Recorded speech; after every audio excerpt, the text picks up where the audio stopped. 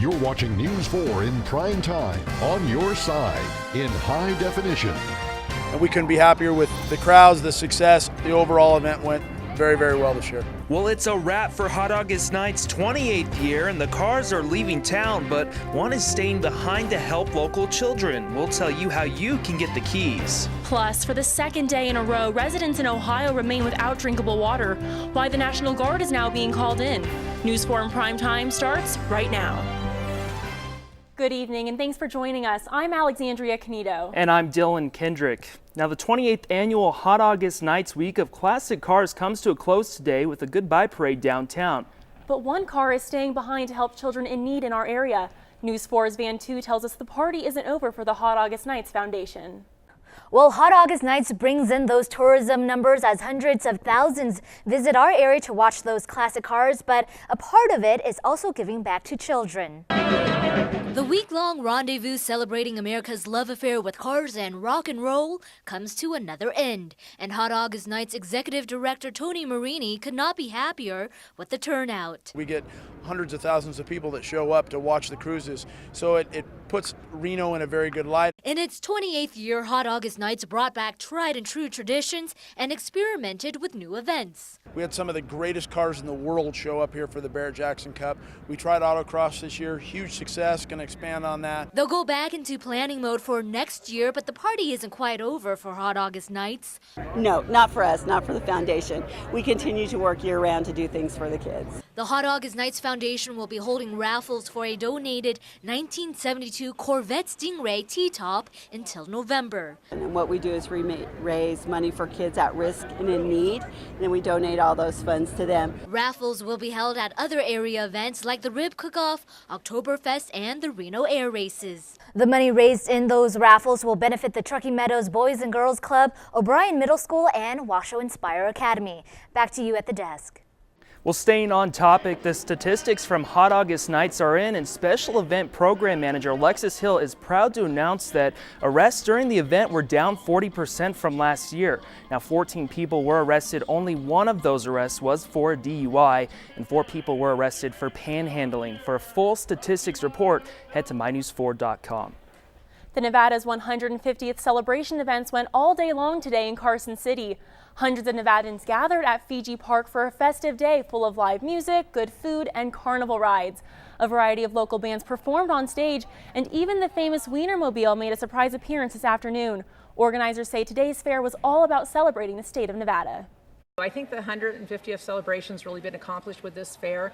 I think everywhere from the ribbon cutting through all the events, and I think the vendors have done a really good job of promoting the 150th, and no, I think it's absolutely shown through. Today's event goes until midnight. Nevada's 150th celebration events run until October. For a full list of calendar events, you can visit our website at mynews4.com. A gang-related shooting suspect tracked down by Reno police earlier Saturday morning has made bail. A 21-year-old Marcos Garcia is suspected of shooting someone after 2 groups walking on Virginia Street confronted each other. Reno police say Garcia fled the scene on foot, and officers tracked him down about a mile away from the shooting on Virginia and Plaza. Garcia was arrested, and his bail was set at $30,000. He was released sometime on Saturday, and the victim suffered non-life-threatening injuries. This is being investigated as a game-related crime. Well, it was overcast out there for much of northern Nevada this afternoon. We have some wet weather headed our way, so let's take a look at your first forecast. Here's a look outside at your Aces ballpark cam. Staying dry out there currently, but as I said, a lot of that is about to change. Currently in Reno right now, sitting into the upper 80s, 87 to be exact, with those winds out of the west-northwest at 20 miles per hour and that humidity at 20%. So satellite radar shows all that monsoonal moisture pushing up from the south. Las Vegas about to be slammed by some very severe thunderstorms actually at this hour, but we are going to look at these thunderstorms continue to trend north as the week progresses. So current temperatures across the region right now, 83 in Elko and Winnemucca, a little cooler in Eureka at 76 and 69 for Ely. Now highs today, we top things off at 91 for Reno, but look at that, actually cooler down south in Las Vegas today, topping things off at 86, and both Tonopah and Ely top things off at 75 degrees. But like I said, we have more of that wet weather headed our way. I'll talk about that in your full 7-day forecast in just a minute. Well, the PGA's week in Northern Nevada has come to a close. Out to Montreux, where Jeff Ogilvy came into the final round with the lead, and he wouldn't let it go. Ogilvy finished with 49 points in that modified Stableford scoring system. That was 5 points better than the runner-up Justin Hicks. It's Ogilvy's first PGA Tour win since 2010. We'll hear from the champ coming up later in sports. And the Wild Creek Golf Course in Sparks took host to another annual tournament. The third annual MDA Charity Golf Tournament teed off this morning. Golfers of all ages took part in the action in an effort to raise money for the local Muscular Dystrophy Association.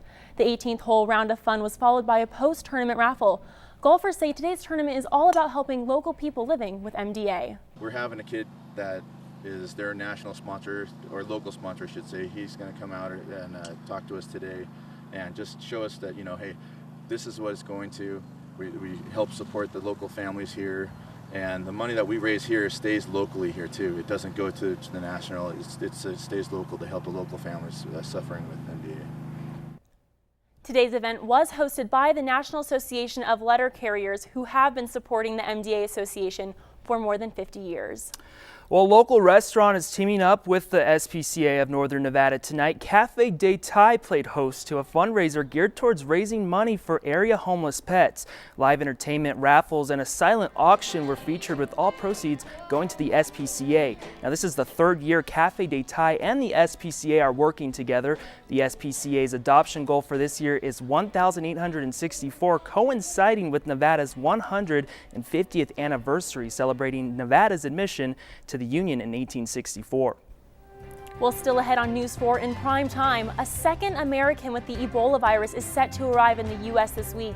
The latest on the outbreak and how both Americans are doing tonight. Plus, the National Guard has been called out as hundreds of thousands of Ohio residents still remain without drinkable water. What's causing the toxin levels to rise? News 4 in prime time. We'll be right back.